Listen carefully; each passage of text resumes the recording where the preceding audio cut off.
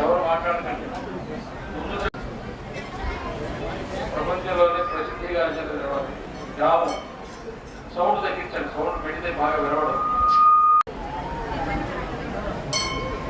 గ్రామానికి యజమాని గ్రామదేవత. సౌండ్ బాగుంటుంది. గ్రామదేవత.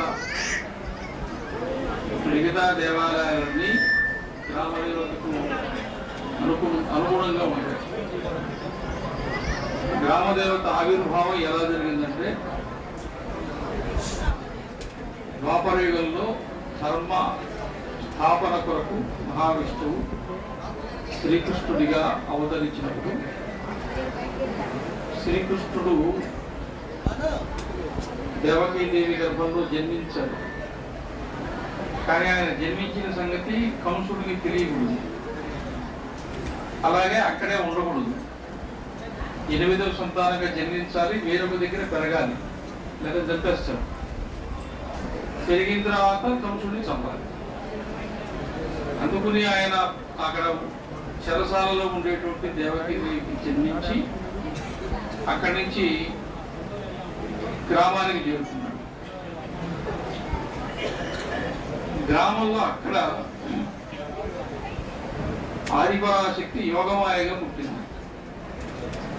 కృష్ణుడిని తీసుకెళ్లి అక్కడ చేర్చి ఆ యోగమాయని తీసుకొచ్చి దేవకీదేవి పుత్రులలో పడుకోబెట్టాడు.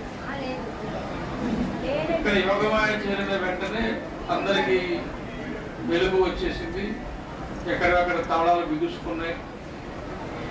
అందరికీ అక్కడ చిన్న పాప ఏడు విలువడింది, ఇప్పుడే ప్రసవించినట్టుగా. కాబట్టి బిడ్డ ప్రసవం అయింది, ఏడుస్తున్నది. కాబట్టి ఆ వార్తను తీసుకుని కంసుడికి తెలియజేసింది. అప్పుడు ఆ పుట్టిన సంతానాన్ని చంపేయడానికి, 8వ సంతానాన్ని చంపేయడానికి కంసుడు కత్తి తీసుకొని వచ్చాడు. చెల్లెలు ఒత్తిడిలో ఉండేటువంటి ఆ బిడ్డను తీసుకొని పైకి ఎగరేసి కత్తిట పెట్టాడు. కానీ ఆ బిడ్డ కింద పడలా,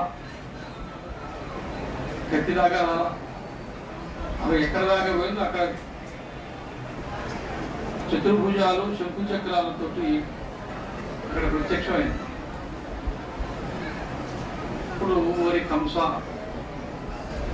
నిన్ను సంహరించేవాడు ఇక్కడ పుట్టి ఇంకొక దగ్గర తిరుగుతూ ఉన్నాడు. అతని చేతిలో నీవు చచ్చిపోతావు, మరణం సంభవిస్తుంది అని చెప్పి ఆ అంతర్ధానం